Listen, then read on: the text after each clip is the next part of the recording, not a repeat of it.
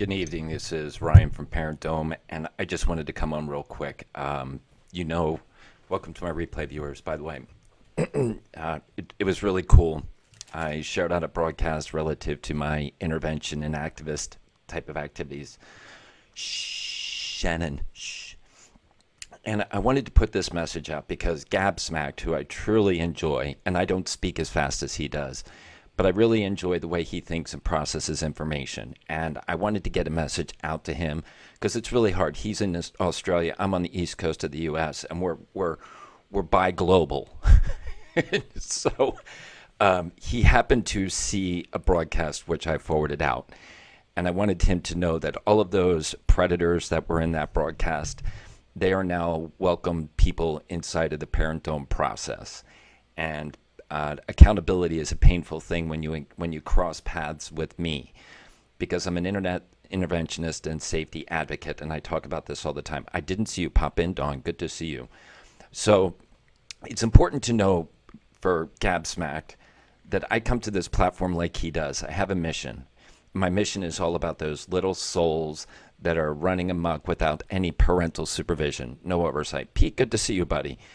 So my terms of service are how I am aware of the law and the relationship between corporations and, oh, there he is, Gabsmack, good to see you. So I wanted you to know when I come to Periscope that I am very structured and organized in what I do. I don't speak as fast as you, but my mission is about keeping people safe in a digitally immersed life. That is what my goal is.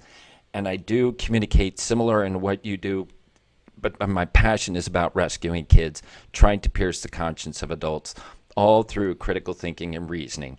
And no, you're not a maniac, man. I love you, brother. You're an awesome. I'm glad I crossed paths with you because you're energy that I need. Your energy and grounding that I need. So you're a temperament which I truly am blessed to have encountered you. So I conduct my broadcasts with rules. I tell people when you downloaded the app, you entered into a contract. That contract includes terms of service and community guidelines.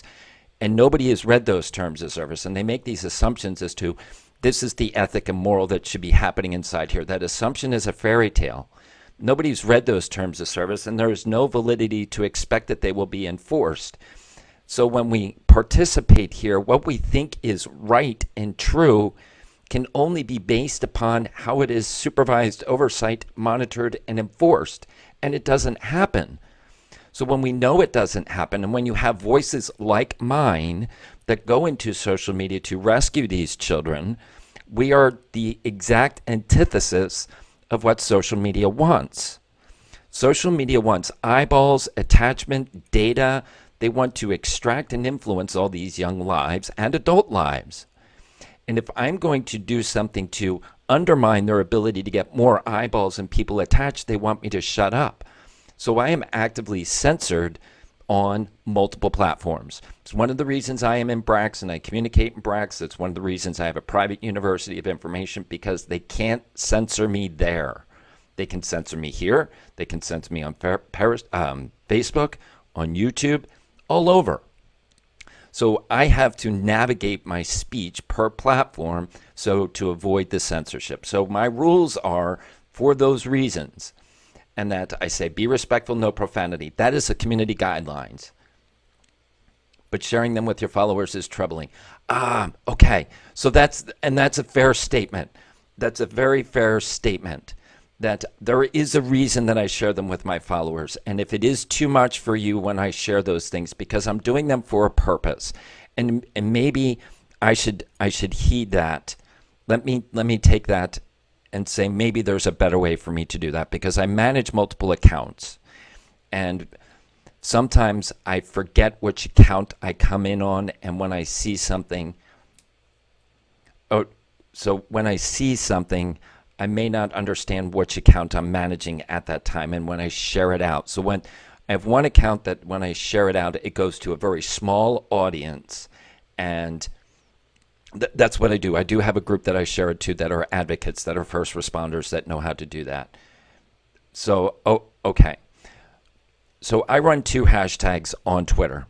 One is called Not My Child, and the other one is Proud Parent. I do not just randomly put people in the group. I do not do that because those people need to be prepared for what they're going to encounter when they get a share from me. And it is not a pleasant experience, I promise you. So, and that is not an easy thing. So when I share that information publicly on the Parent Dome account, I'm doing that for those people that dispute my findings on the internet. It is a way for me to validate. Here is evidence. I don't know whose child that is. It's not my child. I ask questions. Do you have parents or are you an orphan? But I believe that's somebody's child. I don't have the ability to shut the children down. In that moment, depending upon the child's activities, that child was not enriched. Go get him. Go get him. Go get him. Gabriel, go get him. Thank you for jumping in. So when I share this out to people, it's evidence for those people that come into my broadcast and they don't believe what I talk about. Oh, so what happens? There are young children. This young girl, the last one that Gabriel was commenting about, she was 12 years old. She's been on Periscope since she was 10. And she has several thousand followers. And she was just dancing and talking. And the room was filled with predators. People that want to see her sexually expose herself, asking her to show her panties. And during one time while she was dancing on the bed, not premeditatedly, not on purpose, but she showed more than she probably was aware that she showed, and screenshots started filling up the screen. Now, when those screenshots occur, not only are they being recorded on the device and what people are doing at home, yes, but those screenshots are going elsewhere on the internet.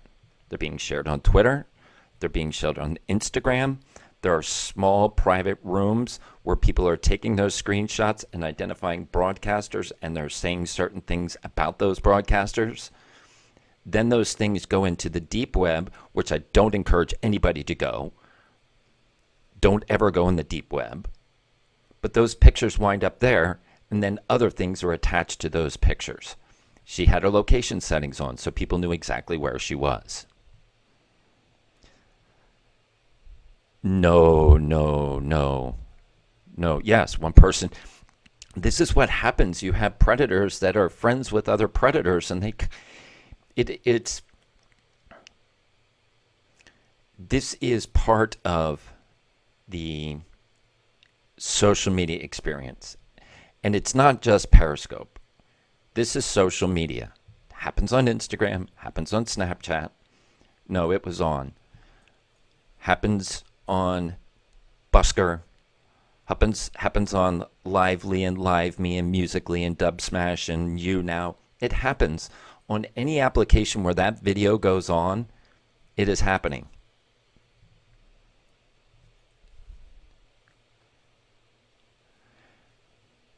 I didn't understand that statement.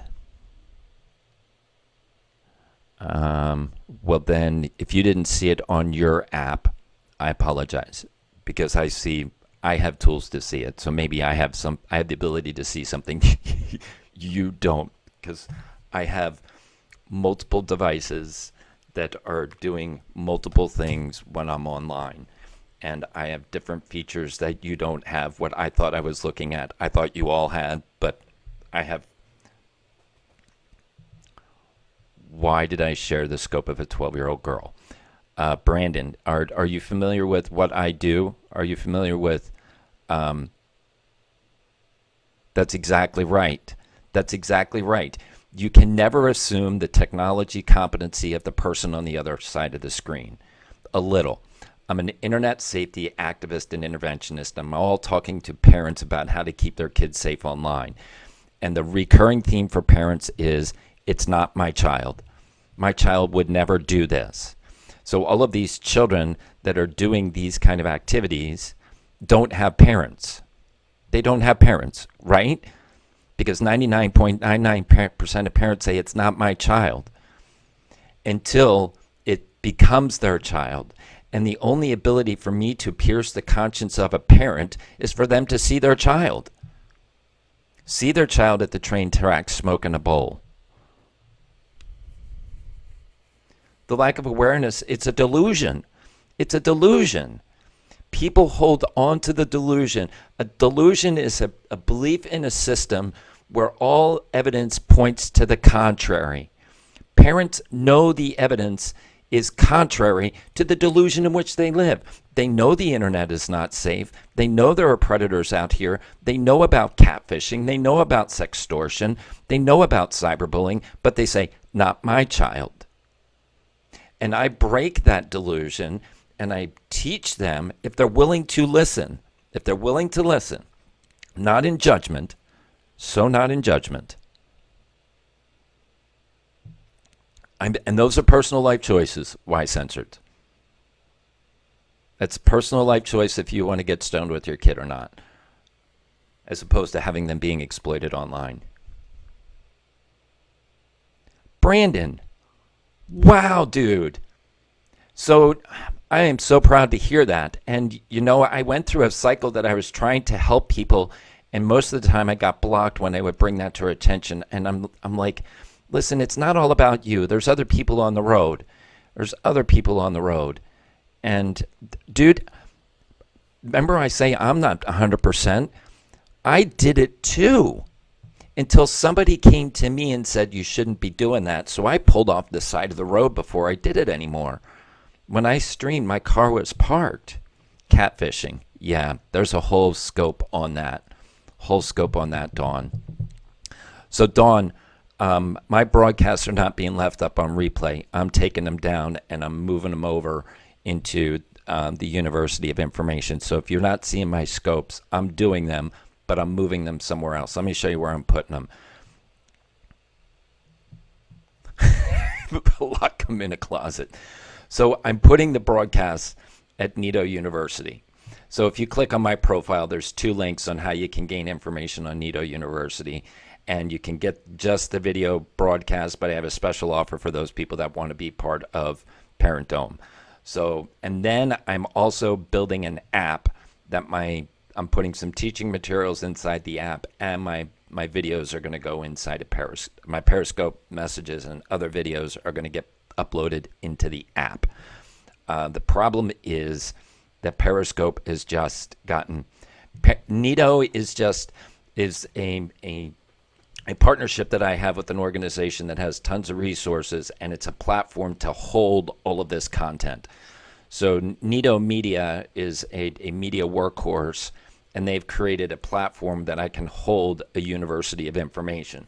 So because I talk on multiple topics and we bring multiple tools to the table, we're using that as a holding place for all of those lessons. It's all on the cloud. It is all on the cloud, so it's all web-based.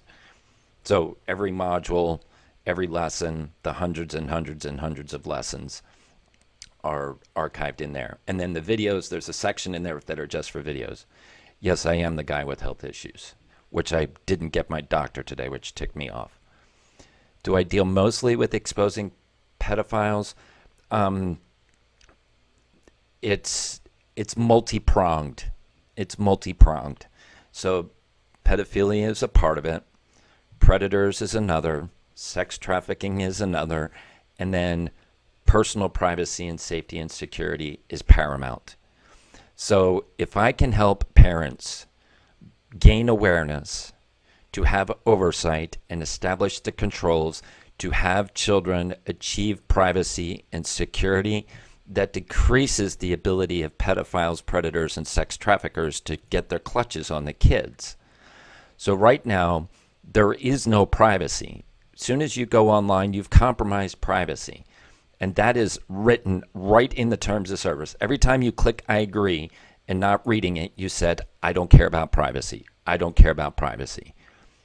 Director James Comey, who used to be the ex-director of the FZI, went to Harvard, spoke to the graduating class. I'm